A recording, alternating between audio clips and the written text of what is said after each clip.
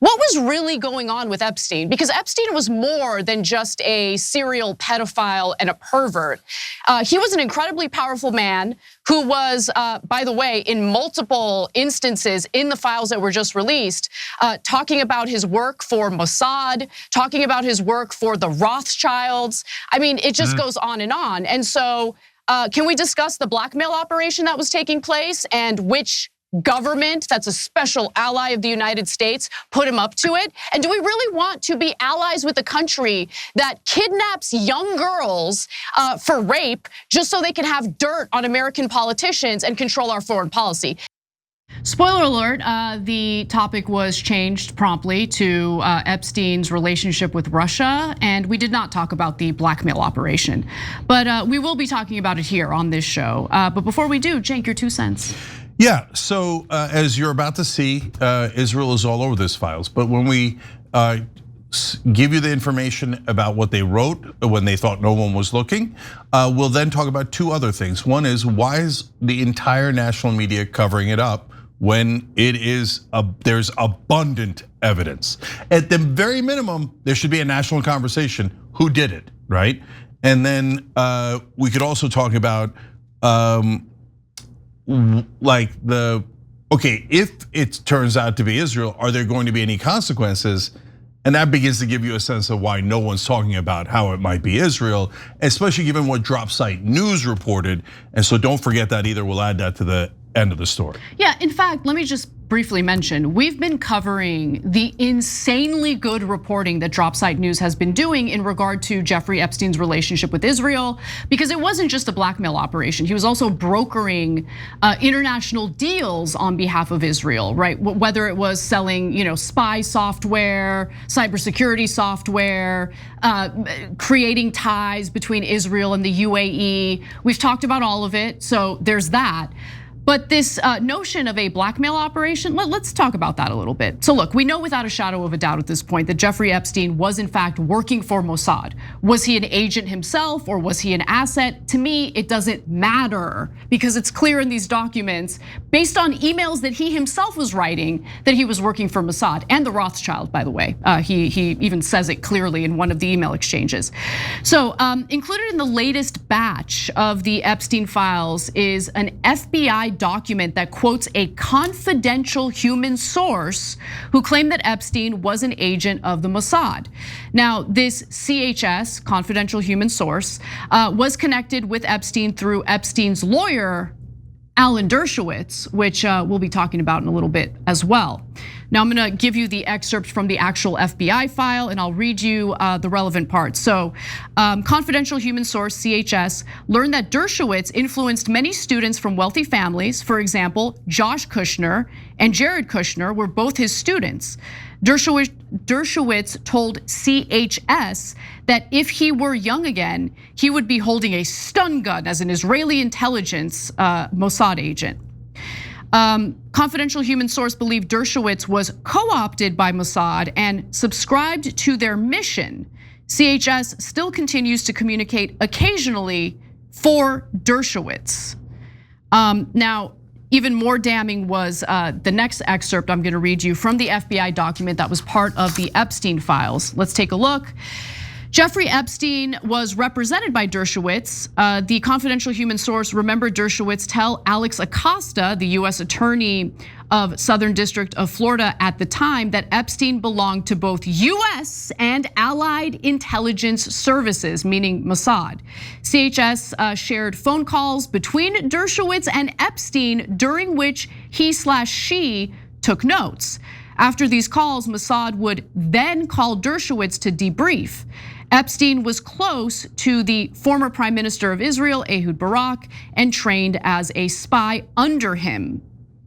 And the confidential human source also told the FBI, let's take a look at the next graphic, another excerpt from the FBI document. Trump has been compromised by Israel and Kushner is the real brains behind his organization and presidency.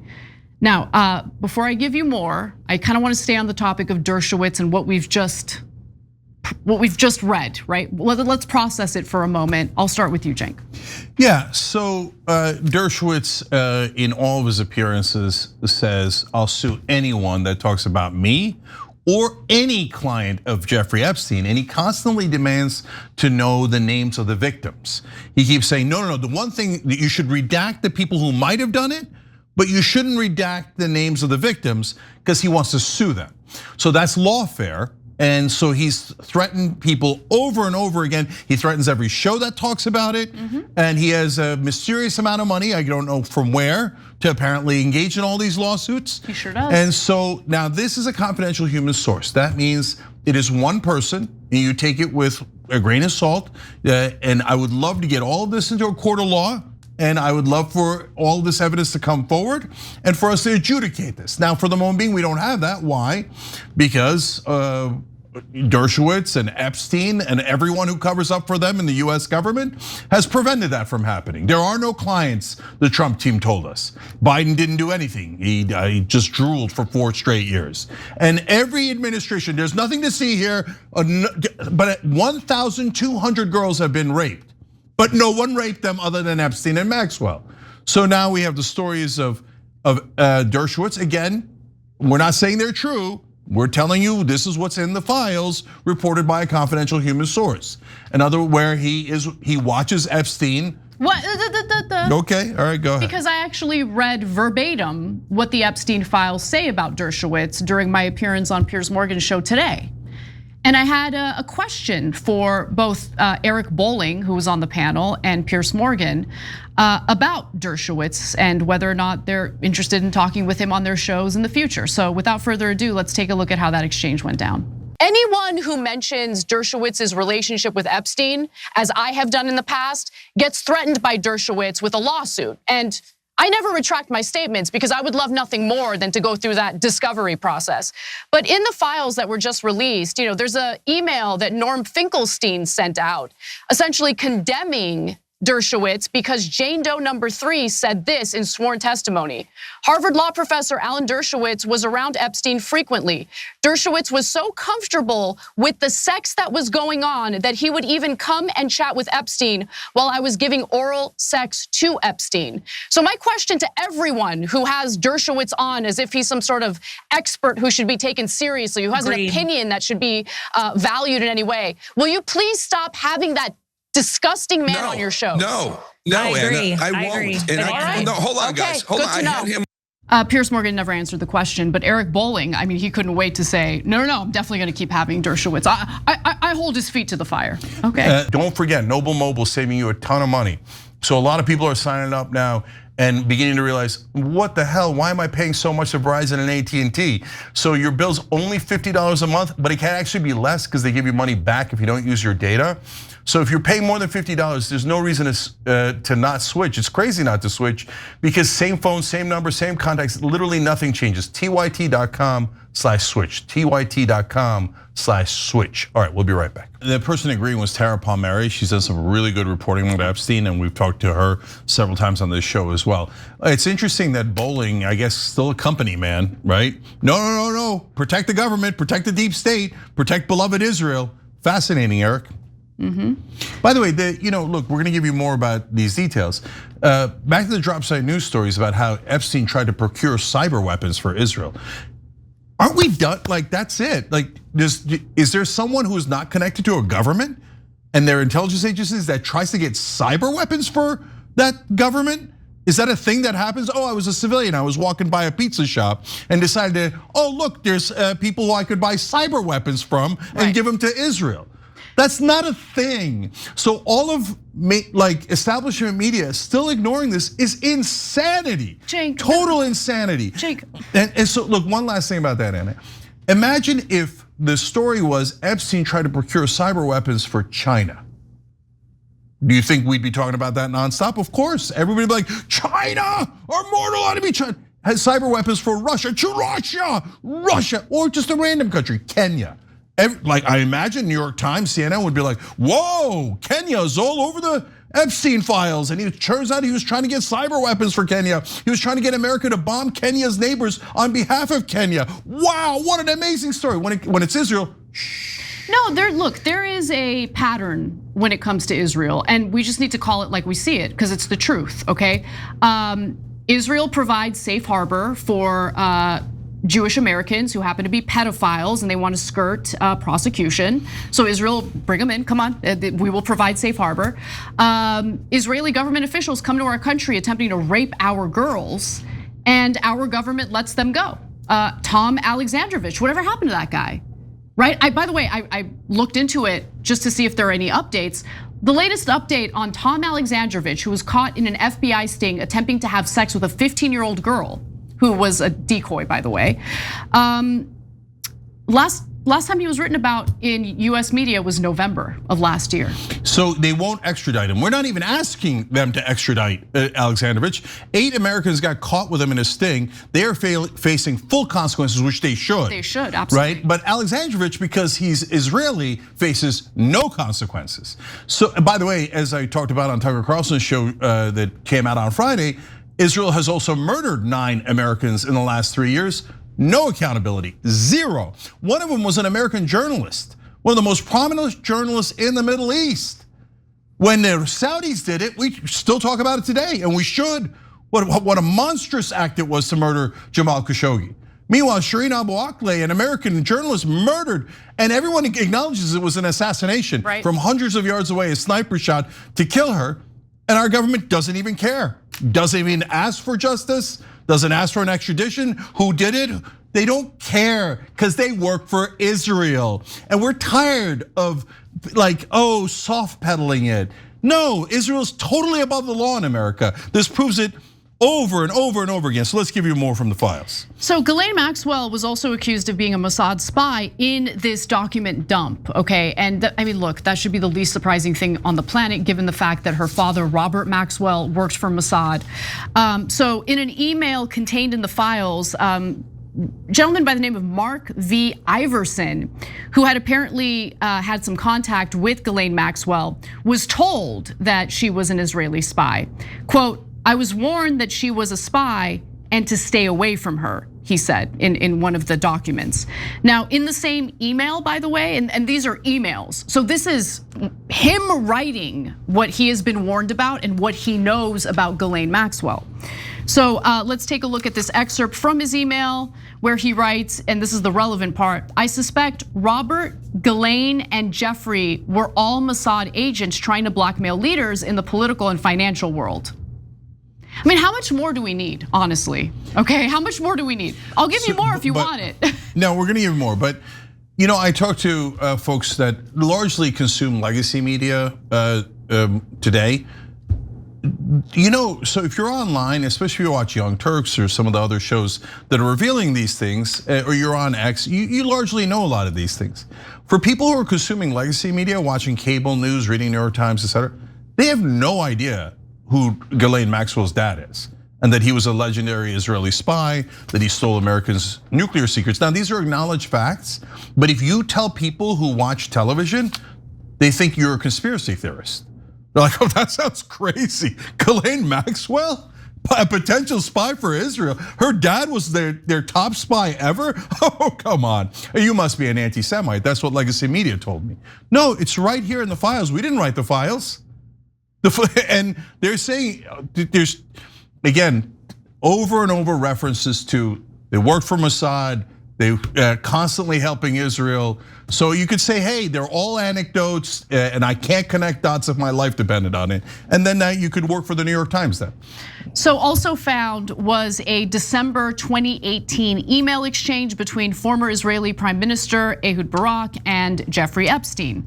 So in it, this was really interesting. Let's take a look at this graphic. So Barak asks Epstein if he's going to be in London on Thursday, and Epstein says no, and quote, "You should make clear that I don't work for Mossad," with a smiley face. He included a smiley face on that. And then Barak later responded with, first he's like, wait, me or you? Like, should I say that I don't work for Mossad or you don't work for Mossad? And then Epstein responds with me, and then Barak responds with like a winky emoji, like basically like, yeah, I'll tell them you don't work for Mossad. Finally, it's just absurd. Look, here's what gives lie to legacy media, saying, well, I mean, it's not perfectly verified, so we're not gonna report on it at all. No, it's verified. But wait a minute. They found one reference to Russia That was instantly in the papers. I know. Russia, we found, wait, I thought you said you weren't gonna publish anything because it wasn't verified. When it's about Russia, you immediately publish it. When you have 200 references to Israel, not verified. Sure. Whatever gets you through the night, man. So everyone who works at the New York Times and everyone who works at CNN obviously works for Israel. And there's not one journalist in the whole group, not one in all of national media. You can't see all this. You didn't read the drop site news stories? You didn't see where Epstein says in his emails, I would like America to bomb Syria on behalf of Israel. I would like America to bomb Iran on behalf of Israel. No, you saw it and you buried it because you don't cover the news, you cover up the news. Keep going, Anna. Final thing I'll mention, and to me, this isn't the smoking gun that people are kind of treating it as, but I'm curious what you think, Cenk. It has to do with ISIS, right? So ISIS is an offshoot of Al Qaeda. We are now very friendly with Al Qaeda, apparently, because a former Al Qaeda leader is now the leader of Syria. And the US, more importantly, Israel wanted the ouster of Bashar al-Assad. They wanted someone friendlier to Israel in place. Now, in an email exchange between Jeffrey Epstein and Tom Pritzker, something really interesting comes up because Jeffrey Epstein talks about what the US allowed ISIS to do in Syria. So let's get to it. He says, Turkey gives Nusra, al-Nusra, which is, by the way, an offshoot of Al-Qaeda, a heads up on Iraqi recruits, slaughter. Russia gives Erdogan, the leader of Turkey, a heads up on coup.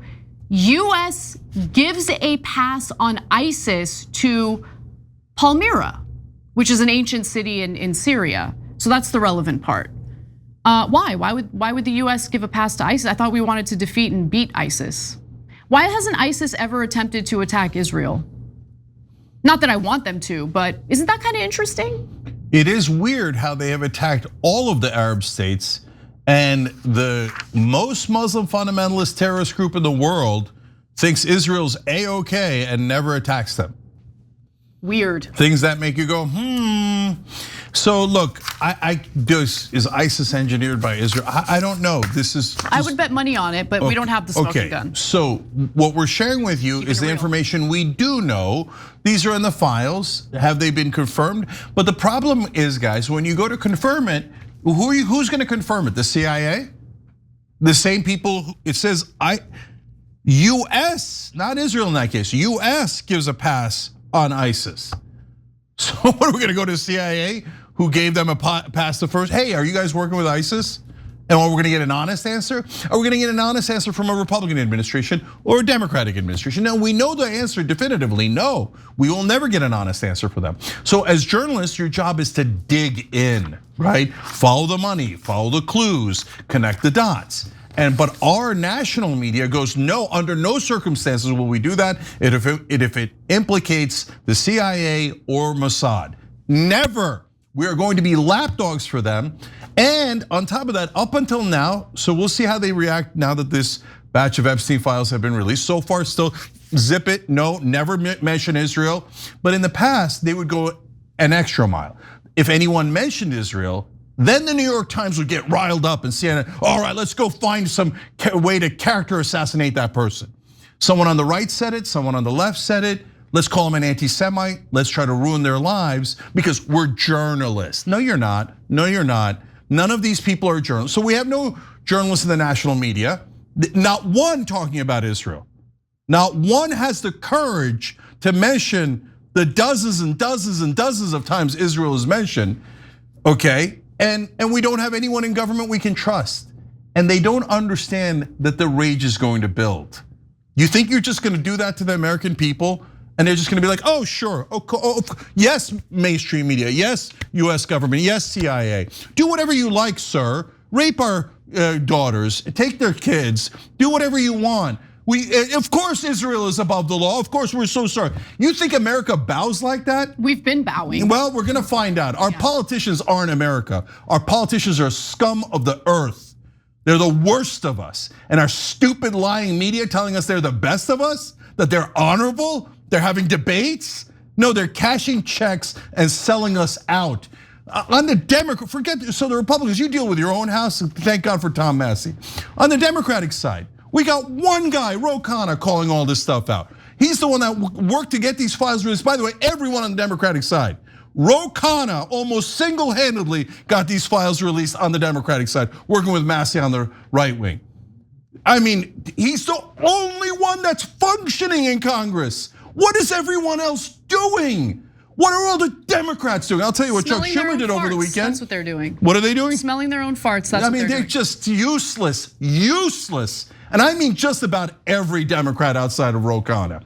And so, you know what they did this weekend? The leader of the Democrats in the Senate, Chuck Schumer, he gave a speech about how we have to give more money to Israel. He gave a speech about, I will get Israel every dollar that it needs, beloved Israel. Who was he giving the speech to? Donors who are gonna give him more money and who are gonna bribe more congressmen. But as they give money to 94% of Congress, not one reporter in corporate media can figure out, gee, I wonder what's happening in Congress. They're only giving to 94%. You're not allowed to mention that fact. You should all be humiliated and you should all retire immediately if you're pretending to be a journalist in establishment media. None of you are journalists, not one of you. Every time you ring the bell below, an angel gets his wings.